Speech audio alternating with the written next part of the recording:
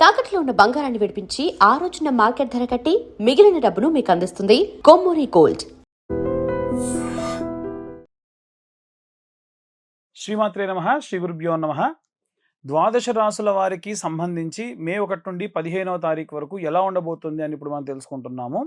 ఈ video skip చేయకుండా చివరి వరకు చూడండి. మధ్యలో నేను మీకు రెమెడీస్ ఇవ్వడం జరుగుతుంది. ఆఖరిలో కూడా ప్రత్యేకంగా మీకు మీ రాశి వారికి ఏ రెమెడీస్ చేసుకోవాలనేటువంటిది కూడా ఆఖరిలో క్లియర్గా ఇవ్వడం జరుగుతుంది.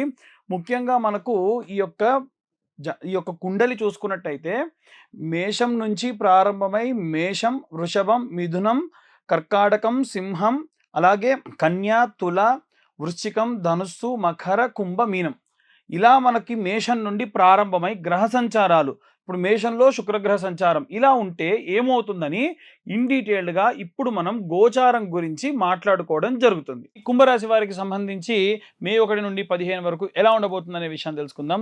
కుంభరాశి వారికి సంబంధించి వారి యొక్క కుంభంలోనే బుధ, రాహుల యొక్క కలయిక, ద్వితీయ స్థానంలో సూర్యుడు, శని, కుజగ్రహాల యొక్క కలయిక.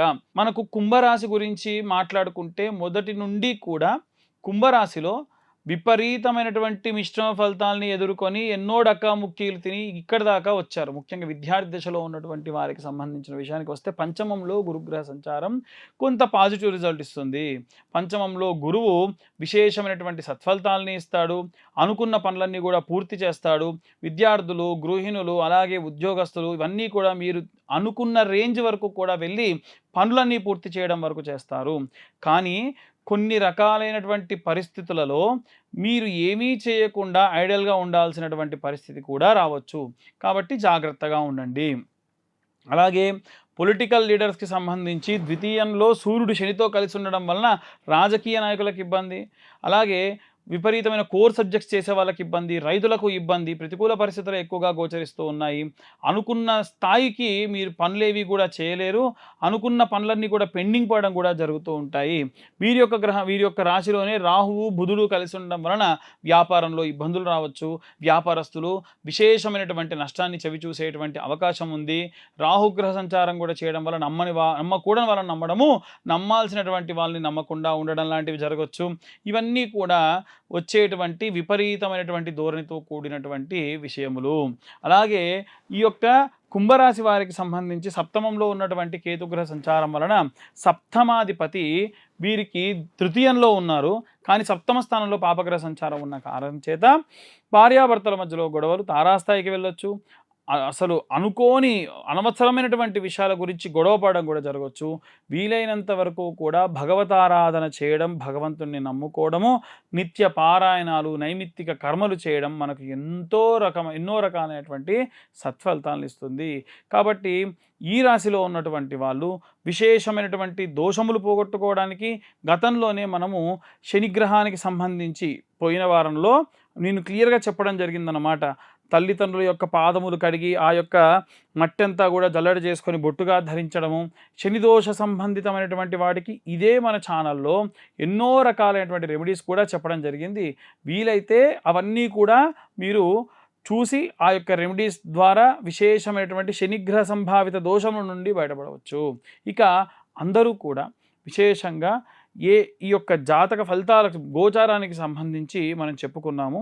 వీటికి సంబంధించి ప్రతికూల పరిస్థితుల నుండి ఎలా బయటపడాలి, ఏ మంత్రం చదవాలి, ఏ రెమెడీస్ తీసుకోవాలి అనేటువంటి విషయాన్ని ఇప్పుడు మనం తెలుసుకుందాం. ఇప్పటి వరకు మనము మీ రాశి వారికి సంబంధించి ఏం జరగబోతుంది ఈ 15 రోజులు అనేటువంటి విషయాన్ని తెలుసుకుందాం. ఇప్పుడు మనం ప్రత్యేకంగా ఎటువంటి రెమెడీస్ పాటించాలి అనేటువంటి విషయం తెలుసుకుందాం.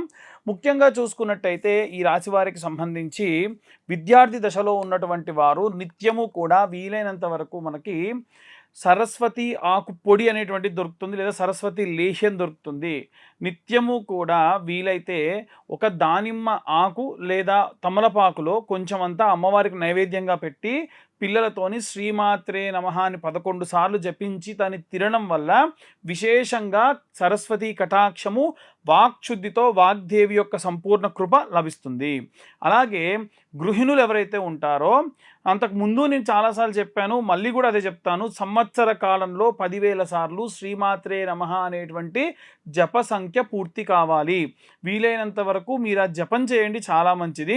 నిత్యము కూడా చాలామంది గృహిణులు చేసేటువంటి తప్పేమిటి అంటే స్నానం చేయకుండానే ఇల్లు ఊడవడము, గడపను పూజించడం లాంటివి చేస్తూ ఉన్నారు. స్నానం చేయండి చీపురు కర్ర కూడా ముట్టుకోకూడదు, వంటింట్లోకి వెళ్ళి టీ కాఫీలు కూడా పెట్టకూడదు. స్నానం చేసిన తర్వాతకే మీరు ఏ పనులైనా చేయండి. విశేషంగా జ్యేష్ఠాదేవి మీ ఇంట రాకుండా లక్ష్మీదేవి మీ ఇంట తాండవం చేస్తుంది.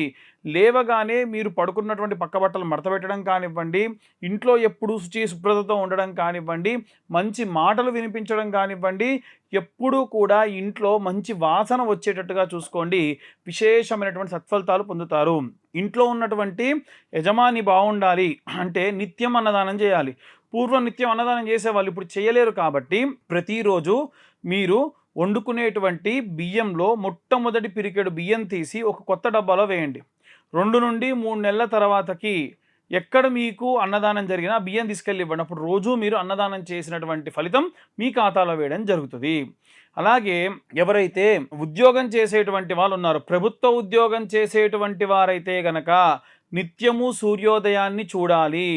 నిత్యం సూర్యోదయాన్ని చూసి ఎప్పుడైతే మీ ఉద్యోగంలో గనక విపరీతమైన కష్టాలు బాధలు ఉంటే మీ కష్టాలు బాధలు పోవుటకు మిరప గింజ అంటే ఎండిపోయినటువంటి ఎండు మిరపకాయలో ఉన్న గింజలు, అలాగే ఒక ఎర్రటి వర్ణంలో ఉన్నటువంటి గులాబీ రెక్కలు చేతిలో వేసుకొని మీ ఆవిడ్ని లేదా మీ పిల్లల్ని చేతిలో నీళ్లు పోయమని చెప్పి సూర్యుడికి అర్ఘ్యం విడిచిపెట్టాలి.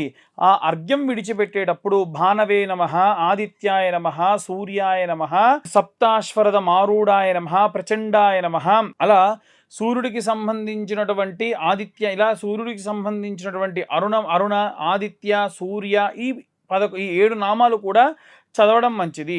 దానివల్ల ప్రభుత్వ ఉద్యోగస్తులందరికీ కూడా మంచిది.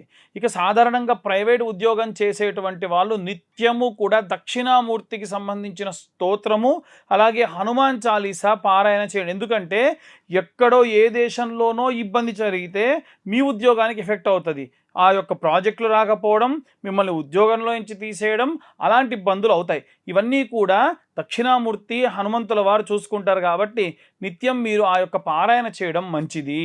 అలాగే ఎవరైతే విద్యార్థి దశలో ఉద్యోగస్తులు, గృహిణుల గురించి ఇప్పటివరకు చెప్పుకున్నాం, కానీ వ్యాపారస్తులకు సంబంధించిన విషయానికి వస్తే బుధవారము చింతపండు వీలైతే ప్రసాదం కోసము ఎక్కడైనా వెంకటేశ్వర స్వామి ఆలయంలో దానంగా ఇవ్వండి. మీ యొక్క వ్యాపార స్థలం దగ్గరికి హెజ్రాలు వస్తే కనుక వారికి తినడానికి ఏదైనా ఇవ్వండి. బుధవారం నాడు ప్రతిరోజు ఏదో ఒకటి ఇస్తూ ఉంటారు మీరు, 5 రూపాయలు 10 రూపాయలు, కానీ బుధవారం నాడు ఏమైనా తింటారా అని చెప్పి తినడానికి ఏదైనా ఇవ్వండి. దానివల్ల ఉన్నత వ్యాపార అభివృద్ధి కలుగుతుంది. అలాగే సినిమా రంగాలు, మాస్ మీడియా, యూట్యూబ్ రంగాల్లో ఉన్నటువంటి వారికి సంబంధించిన విషయానికి వస్తే కనుక శుక్రగ్రహ సంభావితమైనటువంటి గ్రహాలు కాబట్టి అలా పూజ చేస్తే మీకు ప్రతిఫలం వచ్చేటువంటివి. కాబట్టి వీలైనంత వరకు కూడా ప్రతి శుక్రవారం నాడు కూడా మీరు మహాలక్ష్మి అమ్మవారి దేవాలయంలో కానీ, ప్రసన్న మహాకాళి దేవాలయంలో కానీ, మనకు ప్రతి ఊరి పొలిమేరలో ఆంజనేయ స్వామి గ్రామదేవతగా అమ్మవారు వెలిసిపోయి ఉన్నారు. కాబట్టి విశేషంగా వారికి కుంకుమార్చనలు కానీ, అంత చేయలేని వాళ్ళు ఆఫీస్ నుంచి ఇంటికి వెళ్ళేటప్పుడు కాళ్ళు చేతులు కడుక్కొని దర్శనం చేసుకొని ఆ కుంకుమ పెట్టుకోవడం వల్ల, ఇంకా వీలైతే కుబేర కుంకుమతో కుంకుమార్చన చేసినటువంటి కుంకుమ నిత్యం ధరించడం, ఆ కుంకుమ కూడా వీలైతే ఇంకా సంపెంగ నూనెలో కలిపి ధరిస్తే విశేష సత్ఫలితం పొందవచ్చు. ఇలా ఇవే కాకుండా రైతులు ఎవరైతే ఉన్నారో వారు సుబ్రహ్మణ్యేశ్వర స్వామి అంటే జంటనాగులుగా ఉన్నటువంటి సర్పాకృతిలో ఉన్నటువంటి జంటనాగుల్ని కూడా సుబ్రహ్మణ్యుడిగా భావిస్తాం. కాబట్టి అవి రావి చెట్టు, వేప చెట్టు కింద వెలిసి ఉన్నటువంటి సుబ్రహ్మణ్యేశ్వర స్వామికి ఆవు పాలు, నీళ్లు పోసి పసుపు గంధం కలిపిన లేపనం రాసి కుంకుమ, పసుపు కుంకుమలతో పాటుగా పూలు పండ్లు కూడా పెట్టిన తర్వాతకి ఎక్కడైతే అభిషేకం చేసి చెట్టు మొదట్లో పడ్డటువంటి ఇంత మట్టి తీసుకొని మీరు వేసేటువంటి ఎరువులో కలిపి వేయండి. దాని వలన విశేషంగా ఎవరైనా సరే భూ సంబంధితమైన ఇబ్బందులు పడుతున్న వారుంటే అవన్నీ కూడా పోతాయి. అలాగే ఎవరైతే వివాహం కోసం ఎదురు చూస్తూ ఉన్నారో వారు వర, కన్యా, పాశుపత హోమాలు చేసుకోండి. ఎందుకంటే జాతకరీత్యా ఎన్ని దోషాలు ఉంటే అన్ని దోషాలకు పూజ చేసినా ఇంకా వివాహ సంబంధిత ఆటంకాలు వస్తే ఆ పరమశివుడు సాక్షాత్తు నవగ్రహాలు, నక్షత్రాలు, అలాగే 12 రాసుల్ని మెడలో ఆభరణంగా వేసుకొని కనుసన్నల్లో కదులుతారు కాబట్టి ఆ శివుడికి చక్కెరతో అభిషేకం చేసిన మాత్రం చేత విశేషంగా వివాహం జరుగుతుంది. డైవర్స్ కోసం ఎదురు చూసేటువంటి వాళ్ళు ఒకవేళ మీ వైపు నుంచి అంతా సవ్యంగా ఉంది, అంతా పరమ న్యాయంగా ఉంది, మిమ్మల్ని ఇబ్బంది పెడుతున్నారు అనుకుంటే అమావాస్య నాడు ప్రత్యంగిరా అమ్మవారికి సంబంధించిన హోమం చేసి మీ కష్టాలన్నీ పోవాలని అమ్మవారికి నమస్కారం చేసి హోమం బొట్టును ధరించడం వలన, ఇంకా వీలైతే ఆ భస్మాన్ని అలా తీసుకొని వెళ్ళి నిత్యము కూడా దాన్ని ధరించడం వల్ల విశేషమైనటువంటి సత్ఫలితాలు పొందుతారు. ఇవే కాకుండా వృద్ధాప్యంలో ఉన్నటువంటి వారు నిత్యము కూడా మృత్యుంజయ మంత్రం చదవాలి. ఎందుకు అంటే త్రయంబకం యజామహే సుగంధిం పుష్టివర్ధనం ఊర్వారుకమే వందనా మృత్యోర్ముక్షీయమామృతాత్ అంటే విపరీతమైన ఇబ్బందిని పెట్టకయ్యా, ఈ శరీరాన్ని తట్టుకోలేకపోతున్నాను, విపరీతమైనటువంటి బాధను పెట్టకు, ఆ యొక్క సొరకాయ పైన ఉన్నటువంటి తొడమ ఎలా అయితే సులువుగా టక్మని వెళ్ళిపోతుందో అంతే సులువుగా నన్ను ఏమైనా చేస్తే చేసేయి తప్ప నన్ను తీవ్రమైనటువంటి శరీరాన్ని ఇబ్బంది పెట్టకు అని కోరిన మాత్రం చేత బోలా శంకరుడు కదా మన ఆయువృద్ధినిస్తాడు. ఇంకా వీలైతే నిత్యము మీరు ఆ మంత్రం చదువుతున్నప్పుడు ప్రాణాయామం చేయండి అని శ్వాస తీస్తూ మంత్రం చదవండి. ఆ మంత్రం చేయనంతసేపు శ్వాస తీసుకోండి, మళ్ళీ మంత్రం చదువుతూ ఇంకొక నాసిక నుండి శ్వాసను విడిచిపెట్టండి. శరీరంలో ఉన్నటువంటి విపరీతమైనటువంటి నొప్పులు పోయి వాయు సంబంధిత, కఫ సంబంధిత, పిత్త సంబంధితమైనటువంటి ఇబ్బందులు పోయి మంచి ఆరోగ్యాన్ని పరమశివుడు ఇస్తాడు. ఇప్పటి వరకు మనం ఈ యొక్క ఇప్పటి వరకు మనం వారికి సంబంధించిన విషయాలు, వాళ్ళు ఏ రెమెడీస్ తీసుకోవాలనేటువంటి విషయాలు కూడా మనం చెప్పుకోవడం జరిగింది.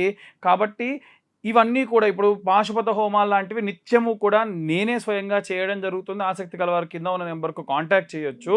అలాగే కూడా ఎవరికైనా ఇవన్నీ గోచర రీత్యా చెప్తున్నారు కదండి, మరి పూర్తిగా నా యొక్క స్వతజాతకం కావాలి అనుకుంటే మీ పేరు, మీ date of birth, time, place of birth ఉంటే మాత్రమే మీ యొక్క జాతకం అనేటువంటిది 60-70 పేజీలో ఇవ్వడం జరుగుతుంది.